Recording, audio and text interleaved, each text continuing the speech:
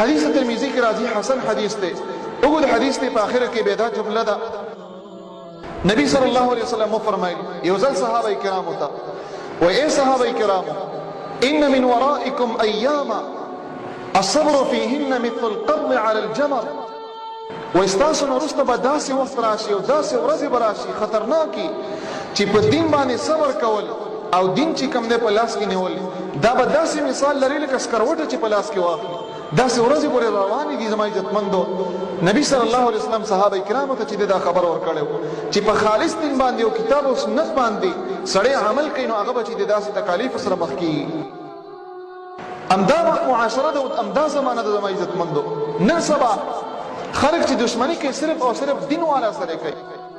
هیڅ چا ته سمه و صرف او صرف په کتاب او سنت باندې عمل کوه خو لیکن خلق په تاسو سره اصلي دشمنی کوي سبحان الله خلقو چې کوم دیغه غلو سره دشمنی ونه کړه خلقو دمانو سره دشمنی ونه کړه خلقو چې کوم نه فساق او فجار سره دشمنی ونه کړه هغه څوک بد نه غړي معاشره کې بلکې هغه ته چې د مجلس کې ځای ملاويږي هغه ته معاشره کې د عزت په نظر باندې کتل کېږي خو لیکن د کتاب او سنت والا خلق او د دین سره چې کوم نه تعلق لرونکي خلق دې ته خلق په سپک نظر باندې ګوري او د دشمنی په سترګه باندې ګوري زما عزتمند نبی صلی الله علیه وسلم دا خبر مخکې ور کړی دی چې دین باندې عمل کول خالص دین باندې دا داسې مثال لري لکه سکروټه په لاس کې نیول ډېر سخت یو کپړې دی نو هغه چې کوم نه مړ کېږي او د جدا کېږي دین زما عزتمند په دې زمانه کې رانیول دا ډېر تکالیف چې کوم نه غي سره معادل دي خو لیکن پرې خودلې به چې ډېر بدبختی ده زما عزتمندو الغاز به چې د نبی صلی الله علیه وسلم فرمایل تسلی ورکړه چې مقصود زما په دې جمله کې ده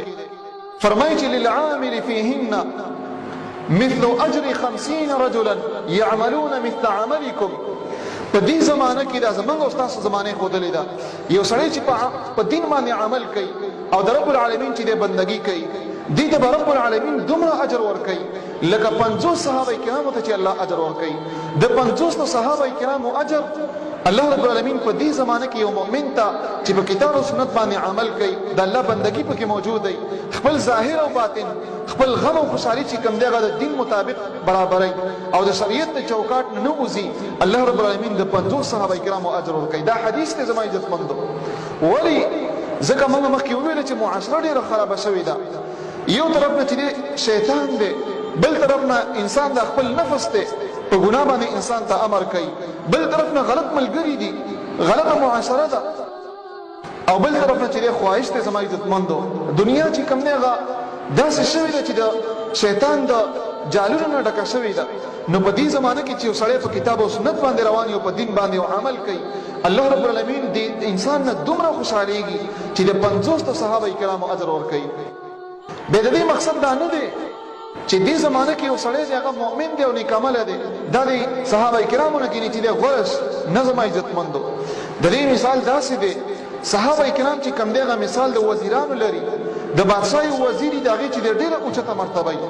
یو بل سړی دی یو کمال وکي او هغه ته چې د بادشاہ انعام ورکي مثلا 10 لک روپۍ ورکړي نو دې ته 10 لک روپۍ ورکړي 50 لک ورکړي وزیر ته ور نه کړي خو د دې معنا دا نه ده چې دا د وزیر نه غوړه شو ټیک دا پیسې دی واغستله خو لیکن غوړه چې کوم دی وزیر دی صحابه کرام زما عزتمند وزرا دي د نبی صلی الله علیه وسلم چې کوم نه ملګری دي دا غي مرتبه او شان ډیر اوچت دی هغه ته څوک نشي رسیدلی خو لیکن الله رب العالمین موږ تاسو ته د هغه اجر چې دی په دې زمانه کې مرا کوي زما عزتمندو غرض په خبرو کې دا دی کوشش تا کول پکار دي د خپل بچی چې کوم نه غ دین سره تعلق د دې پیدا کول پکار دي د ځوانانو چې کوم نه غ د دین سره رابطه جوړول پکار دي او د دې چې کوم نه پرې خودل دا ډیر تاوان دی والله العظیم امدغه بچي په امدی باندې انسان چې کوم نه جهنم ته ورځيږي امدغه بچي په دې باندې انسان چې د جنت الفردوس حاصلول شي نو ولې چې کوم نه یو سړی داسې بدبخت شي چې بچي امدسي پری خپل سر ته او دغه چې کوم نه اس تربیتونه کی سبا چې کوم نه ولعاذ بالله د دینه غټ فاسق او فاجر او ډاکو چې دی او غلطي جوړ شي زما عزتمندو دا حلقات دا ډیر اوچت حیثیت لري او دا په دې زمانه کې حفظ کول دا ډیر غوړه زما عزتمندو خلک او الله رب العالمین دې انسان ته چې د خیر اراده کړی دا خو لیکن چې موږ تاسو ته دا خبره اوچت ښکار شي او